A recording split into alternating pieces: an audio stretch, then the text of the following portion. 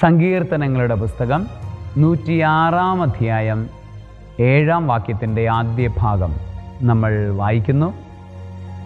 ഞങ്ങളുടെ പിതാക്കന്മാർ ഈജിപ്തിലായിരുന്നപ്പോൾ അങ്ങയുടെ അത്ഭുതങ്ങളെ ഗൗനിച്ചില്ല. ഞങ്ങളുടെ പിതാക്കന്മാർ ഈജിപ്തിലായിരുന്നപ്പോൾ അങ്ങയുടെ അത്ഭുതങ്ങൾ ഗൗനിച്ചില്ല.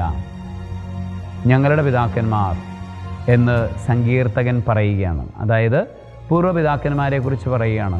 ഇസ്രായേലിൻ്റെ പൂർവ്വപിതാക്കന്മാർ, ഇസ്രായേൽ സാമ്രാജ്യത്തിൻ്റെ പൂർവ്വപിതാക്കന്മാർ ഒരു കാലത്ത് ഈജിപ്തിലായിരുന്നു. അവർ ഈജിപ്തിലേക്ക് പോയ കാലത്ത് അവരുടെ നാട്ടിൽ ക്ഷാമമായിരുന്നു, എന്നാൽ ഈജിപ്തിൽ സമൃദ്ധിയായിരുന്നു. ഈജിപ്തിലെ സമൃദ്ധിയിൽ അവരങ്ങനെ ജീവിച്ചപ്പോൾ ദൈവം അവർക്ക് വേണ്ടി ചെയ്ത, അല്ലെങ്കിൽ ആ കാലഘട്ടത്തിലും ദൈവം അവർക്ക് വേണ്ടി പ്രവർത്തിച്ച അത്ഭുതങ്ങൾ അവർ ഗൗനിച്ചില്ല എന്ന് സങ്കീർത്തകൻ പറയുകയാണ്. ഈജിപ്തിൻ്റെ ആ കാലഘട്ടത്തിൽ ദൈവം എന്ത് അത്ഭുതമാണ് പ്രവർത്തിച്ചത് എന്ന് പലപ്പോഴും, അല്ലെങ്കിൽ അങ്ങനെ ഒരു അത്ഭുതം പ്രവർത്തിച്ചിട്ടുണ്ടോ എന്ന് പോലും നമ്മൾ ഒരുപക്ഷെ ചിന്തിച്ചേക്കാം. ഏതാണ്ട് 200-250 വർഷക്കാലത്തോളം ഈജിപ്തിൽ അവരായിരുന്നു എന്നാണ് പറയപ്പെടുന്നത്. അപ്പോൾ അത്രയും കാലം ഇവിടെ വലിയ അത്ഭുതങ്ങളിലൂടെ തന്നെയാണ് ദൈവം അവരെ മുന്നോട്ട് കൊണ്ടുപോകുക. കാരണം ഈജിപ്തിൽ നിലനിൽക്കേണ്ട ഒരു ജനതയായിരുന്നില്ല അവർ കാനാൻ ദേശത്ത് അബ്രഹാമിന് ദൈവം നൽകിയ ഉടമ്പടിയിൽ നൽകിയ ആ ദേശത്ത് ജീവിക്കേണ്ട വ്യക്തികളായിരുന്നു അവർ. പക്ഷേ അവർ ഈജിപ്തിലേക്ക് പോന്നു. ഈജിപ്തിൽ അവർക്ക് സമ്പൽ സമൃദ്ധി അവിടെ നിന്ന് നൽകി. എന്നാൽ അവിടുത്തെ അത്ഭുതം അവർ കണ്ടില്ല. പിന്നീട് മറ്റൊരു ഫറവോ കടന്നു വന്നപ്പോൾ അവർക്ക് കഷ്ടതയുടെ കാലമുണ്ടായപ്പോൾ അവർ വിളിച്ചപേക്ഷിച്ചു.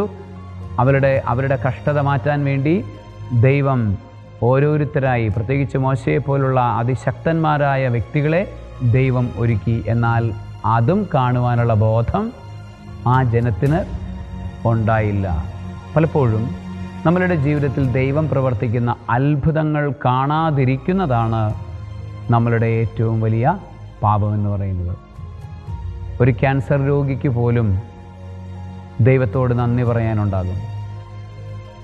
കഷ്ടതയുടെ നടുവിൽ നിൽക്കുന്ന, അല്ലെങ്കിൽ ജപ്തി നോട്ടീസ് വന്ന് ഇന്നേ ദിവസം വീട് ജപ്തി ചെയ്യുന്നവന് പോലും ദൈവത്തിൻ്റെ അത്ഭുതങ്ങൾ, ദൈവത്തിൻ്റെ നന്മകൾ വർണ്ണിക്കാൻ ഉണ്ടാകുമെന്നുള്ളതാണ്. നമുക്കൊരു ചെറിയ തിരിച്ചടി ഉണ്ടാകുമ്പോഴേക്കും നമ്മളാകെ മൂഡൗട്ടായി നിരാശയിൽപ്പെട്ട് പോവുകയല്ല ചെയ്യേണ്ടത്. നമ്മൾ അതിനിടയിലും നിന്ന് ഉണർന്നെഴുന്നേറ്റ് ദൈവം നമുക്ക് നൽകിയ അത്ഭുതങ്ങളെ കാണുവാൻ, ദൈവം നമുക്ക് നൽകിയ നന്മകളെ കണ്ടെടുക്കുവാൻ, ആ നന്മകളെ പ്രതി ദൈവത്തെ സ്തുതിക്കാനായിട്ട് നമുക്ക് സാധിക്കണം.